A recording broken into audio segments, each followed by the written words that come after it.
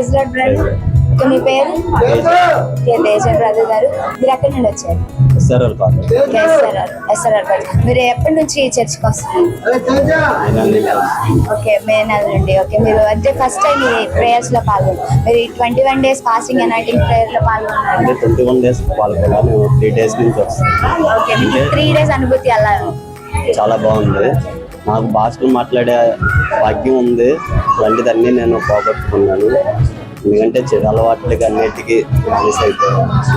చాలా కష్టాలు అనుభవం, చాలా బాధలు పడుతున్నాను. ఇంకా అదే బాధ. నా మిస్సెస్ ఈ చర్చికి రావడం కారణం దేవుడి కృప. ఇక్కడికి వచ్చాము, మంచి స్వస్థత వచ్చింది. మేము 3 రోజులు రావటం నాకు ఆత్మ రావటం.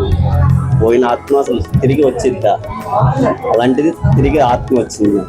ఆ రోజు కూడా నేను ఏదో చండాల పని చేసే వచ్చా చర్చికి.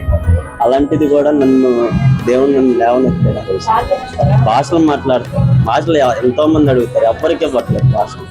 అలాంటిది నాకు ఆ రోజు ఇవ్వట్లేదు. కలిగిన దేవుడు కాబట్టి మనం ఇంకా గుర్తిస్తున్నాం. దేవుడికి ఎంత చెప్పినా మనం తక్కువే. కానీ చచ్చిపోయి ఉన్నాను, నన్ను లేపారు.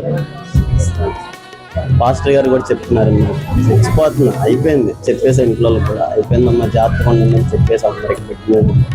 అలాంటిది నేను లేసా. ఆయన ప్రార్థన ఎంత ఉందో పైన దేవుడి కృప కూడా అంతే ఉంది మన మీద. అది నేను చెప్పే సాక్ష్యం ఏంటంటే, నేను ఎంత నీచుడు అంటే అంత నీచుడిని.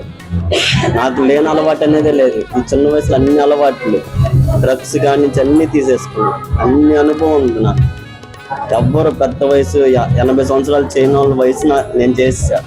ప్రతి ఒక్కటి డ్రగ్స్ కాడి నుంచి ప్రతి ఒక్కటి. ముందు పొద్దున్న సాయంత్రం తాగుతూనే ఉంటారు. గంజాయిన ముద్దు నుంచి సాయంత్రం తాగుతాను. దేవుడు నన్ను ఇంతగా లేవనిస్తున్నందుకు దేవుడు థ్యాంక్ యూ సో మచ్. మీ సాక్ష్యాన్ని పంచుకున్నందుకు. మీరు మరలా నూతనంగా బలం పొందుకున్నారు.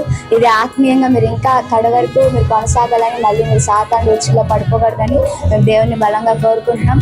ఓకే, మరి తేజ బ్రదర్ చెప్పిన సాక్ష్యాన్ని చూసినట్లయితే మరణ పడకల మీద నుండి దేవుడు ఆయన్ని లేవనెత్తాడని గొప్ప సాక్ష్యాన్ని మన ముందు షేర్ చేసుకున్నారు. అలాగే నేను బాగా తాగుతాను, మద్యపాన శక్తి నాది, అలాగే చెడు వ్యసనాలకి బాగా లోనైన నన్ను కూడా దేవుడు విడిచిపెట్టలేదు. నిజంగానే దేవుడు ఎవరిని విడిచిపెట్టే వాడు కాదు. నువ్వు ఎలాంటి వాడివైనా దేవుడు కోరుకుంటే నిన్ను ఎలాంటి స్థితిలో నుండైనా లేవనెత్తగలిగిన దేవుడు. కాబట్టి మన ముందు ఒక నిజమైన సాక్ష్యం, మన ముందు మరణ పడకల మీద నుండి యేసే నన్ను లేవనెత్తారు. నా మనుషులైతే పై రూపాన్ని చూస్తారు, కానీ యేసే నా హృదయాన్ని చూశారు.